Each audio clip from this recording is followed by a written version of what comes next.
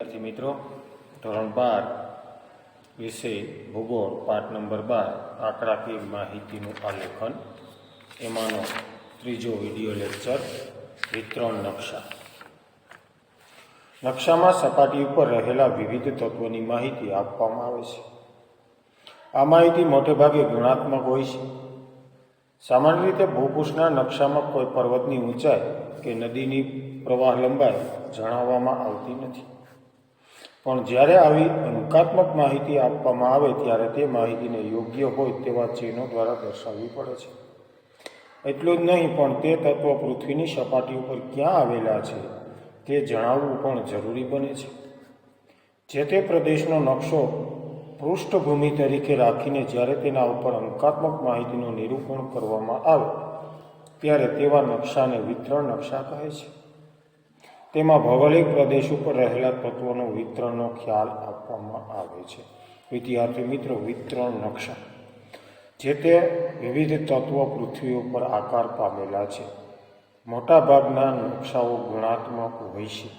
ભૂપૃષ્ઠના નકશામાં પર્વતની કે નદીના પ્રવાહની માહિતી એમાં ઊંચાઈ કે આપવામાં આવેલા નથી, પરંતુ આંકડાકીય કોઈ નકશા હોય તો એના ચોક્કસ ચિહ્નો સાથે નકશાનું નિરૂપણ કરવામાં આવે છે અને જે તે પ્રદેશના પૃષ્ઠભૂમિ તરીકે અંકાત્મક એટલે આંકડારૂપી નકશાને એના વિતરણ તત્વ આધારિત એનો ખ્યાલ આપવામાં આવે છે.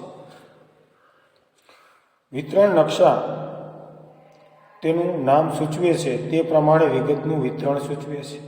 સપાટી ઉપરના તેમના વિતરણને દર્શાવવા માટે જુદી જુદી સંજ્ઞાઓનો ઉપયોગ કરવામાં આવે છે.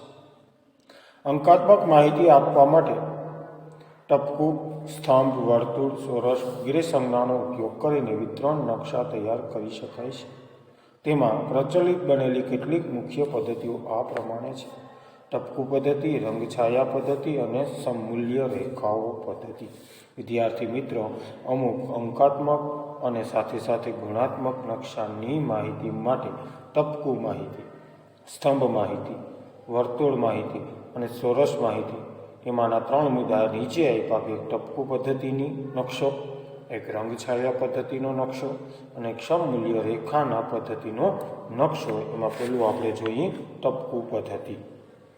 સામે નકશો પણ આપ્યો અને ટપકું પણ આપ્યું. ટપકું પદ્ધતિ, આ પદ્ધતિનો કદાચ સૌથી વધારે ઉપયોગ વસ્તી અને તેના જુદા જુદા પાસાઓ દર્શાવવા માટે કરવામાં આવે છે. તેમાં વસ્તીની ગીચતા, સ્ત્રી પુરુષનું પ્રમાણ, સાક્ષરતા વગેરે અનેક વિગતો બતાવી શકાય. ટપકા અંગે કેટલીક બાબતો ધ્યાનમાં રાખવી પડે છે. તેમના ટપકાનું કદ, સંખ્યા એ 2 મહત્વની વિગતો છે. પ્રત્યેક ટપકું કોઈ ચિહ્નો સંખ્યા સૂચવે છે. આકૃતિ 12.7માં આ બાબત દર્શાવવામાં આવી છે. આ નકશામાં મધ્ય ગુજરાતના 7 જિલ્લાઓની કુલ વસ્તીને ટપકા દ્વારા દર્શાવી છે. નકશાની સૂચિમાં એમ પણ જણાવવામાં આવ્યું છે કે પ્રત્યેક ટપકું બરાબર 1,00,000 વ્યક્તિ સૂચવે છે. તો આ માપ ઉપરથી પ્રત્યેક જિલ્લાની કુલ વસ્તીનો અંદાજ આવી શકે. વિદ્યાર્થી મિત્રો, સામે આપણે ટપકા નકશાનો આલેખ આપેલો છે, તો એના આધારે આપને ખ્યાલ મળે. એક ટપકું બરાબર 10 લાખની વસ્તી છે. અહીંયા દાહોદ જિલ્લો છે, તમે એના ટપકા ગણી લો તો કેટલા લાખની વસ્તી હશે એ પણ ખ્યાલ આપને મળી જતો હોય છે. તમને ગાંધીનગર જોવા મળે છે, એમાં તમે ગણી લો ટપકા 3 ને 3 6 ને 3 9 10 11 12 13 ને અહીંયા ગાંધીનગરમાં 14 ટપકા છે, તો 14 લાખ ઉપરની વસ્તી કદાચ હોઈ શકે. વિસ્તાર વાઇઝ આપવામાં આવેલું છે, એટલે ટપકા પદ્ધતિ વધુ સરળ સાબિત થાય છે. એમ દરેકે દરેક જિલ્લાઓમાં આ રીતના ટપકા પદ્ધતિથી માહિતી આપવામાં આવેલી છે. અહીં એમ પણ સમજવાનું નથી કે જ્યાં ટપકું નથી ત્યાં કોઈ વસ્તી નથી. અહીં ટપકાનું વિતરણ અભૌમિતિક રીતે થયેલું છે, જે સમગ્ર જિલ્લાની કુલ વસ્તી સૂચવે છે. ટપકાને ભૌમિતિક પ્રણાલીમાં પણ ગોઠવી શકાય, તેમજ જે તે જિલ્લાના આકાર પ્રમાણે ટપકા ઊભા અથવા આડી હરોળમાં નિશ્ચિત સંખ્યામાં દર્શાવવામાં આવે. એવું નહીં સમજવાનું કંઈ ટપકું નથી તો કોઈ વસ્તી નથી. વસ્તી છે, પરંતુ સમગ્ર જિલ્લાની વસ્તી ત્યાં કેન્દ્રિત કરેલી હોય છે. 1 ટપકા બરાબર 1 લાખની વસ્તી સૂચવે છે. ટપકા મૂકતી વખતે કેટલાક મુદ્દાઓ ધ્યાનમાં લેવાના હોય છે. જે સ્થળે વાસ્તવિક રીતે નદી, તળાવ, જંગલ કે અન્ય બિનવસવાટી પરિસ્થિતિ હોય તે ટપકું ન મુકાય તે જોવું જરૂરી છે. આ માટે ટપકા મૂકતી વખતે જે તે પ્રદેશનો પ્રાકૃતિક નકશો સાથે રાખવો હિતાવહી છે.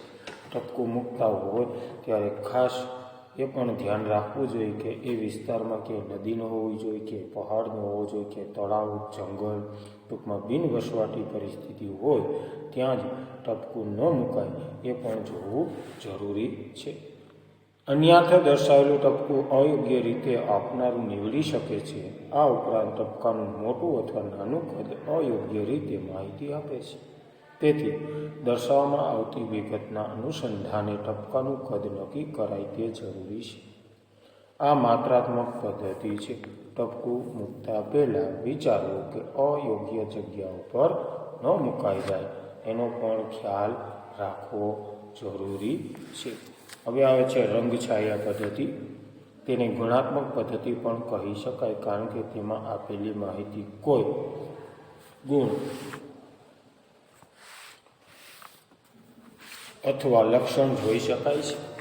માહિતીના તીવ્ર અથવા ગીચતા દર્શાવવા માટે રંગછાયાનો પદ્ધતિનો ઉપયોગ થાય છે. અહીં એક કરતાં વધુ રંગનો અથવા એક જ રંગની જુદી જુદી ભાતનો ઉપયોગ કરવામાં આવે છે. જો કે એક જ રંગ વાપરવાનો હોય તો માહિતીની તીવ્રતા પ્રમાણે તે રંગનો આછાથી ઘેરો શેડ પસંદ કરવામાં આવે. આકૃતિ 12.8માં આ બાબત સમજાવવામાં આવી છે. આ પદ્ધતિ નોંધપાત્ર ખામી એ છે કે જ્યાં ભાત બદલાય ત્યાં તદ્દન બાજુમાં આવેલા પ્રદેશની ગીચતા બદલાઈ જાય છે. સમાન વસ્તીવાળું વર્ગીકરણ જ્યારે પર્વત, મેદાન એમ બંને પ્રકારને આવરી લે ત્યારે ગીચતા વિશેનો મોટો અભ્યાસ ઊભો થાય. વિદ્યાર્થી મિત્રો, તમારી સામે ગુજરાતનો નકશો છે, જુઓ બરાબર ધ્યાનથી, તો એના ઉપરથી આપણે ખ્યાલ આવવા માંડશે ક્યાં કઈ બાબતો દર્શાવવામાં આવેલી છે તે. નકશાની અંદર નીચે જો 601થી વધુ વસ્તી, પહેલો પોઈન્ટ કેવું આપ્યું છે, ગ્રીનનું અહીંયા આ વિસ્તાર. ત્યાર પછી આપ્યું છે રેડ 501થી 600, આ રેડમાં આવ્યું. પછી વાદળી અપર 401થી 500 અહીંયા આપેલું છે. અને ત્યાર પછી ગ્રીન આછો જે આપેલો છે વાદળી અપરનો અહીંયા આપ્યો છે, એમાં 301થી 400, 201થી 300 એમાં ઘેરો કલર આપેલો છે. આ ઘેરા આછાને અહીંયા સમાવેશ થાય છે, બનાસકાંઠામાં છે તે. અને 200થી પણ ઓછો એટલે પીળો, કચ્છનો જિલ્લો અને અમુક વિસ્તાર અહીંયા પણ આવી શકે છે. આમાં વસ્તીનું પ્રમાણ ઓછું બતાવવામાં આવેલું જોવા મળે છે.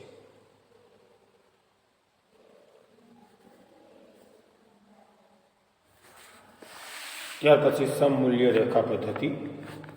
જ્યારે કોઈ બાબત વિતરણના આંકડા કે માહિતી દર્શાવતા હોય ત્યારે એક સરખા મૂલ્યવાળી રેખાનો ઉપયોગ કરવામાં આવે છે. પ્રાકૃતિક ભૂગોળમાં પ્રદેશોની ઊંચાઈ સૂચવતા માટે સમોચ્ચ રેખાનો ઉપયોગ થાય છે. કોઈ પણ બાબતના વિતરણને આંકડા કે માહિતી દર્શાવવાની હોય ત્યારે એક સરખા મૂલ્યોવાળી રેખાઓનો ઉપયોગ કરવામાં એક ભૂગોળની પ્રદેશની ઊંચાઈ સૂચવતા માટે સમોચ્ચતા રેખાનો ઉપયોગ થાય છે. બે રેખાઓ. તે ઉપરાંત હવામાન નકશા, એક સરખું તાપમાન તથા દબાણ દર્શાવતી રેખા દોરવામાં આવે છે. અહીં પ્રત્યેક રેખા કોઈ આંકડા કે મૂલ્ય ધરાવે છે. આવી રેખાઓને સમમૂલ્ય રેખા કહે છે. આકૃતિ 12.9માં ગુજરાતમાં વરસાદનું વિતરણ દર્શાવવા માટે આવી સમમૂલ્ય રેખાનો ઉપયોગ કરવામાં આવે છે. આ રેખાઓને લીધે ગુજરાતમાં વરસાદનું અસમાન વિતરણ ધરાવતા પ્રદેશનો સ્પષ્ટ ખ્યાલ આવે છે.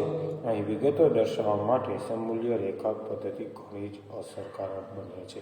વિદ્યાર્થી મિત્રો, તમારે સામે નકશો પણ આપવામાં આવેલો છે, એમાં સમમૂલ્ય રેખાઓ આપેલી છે.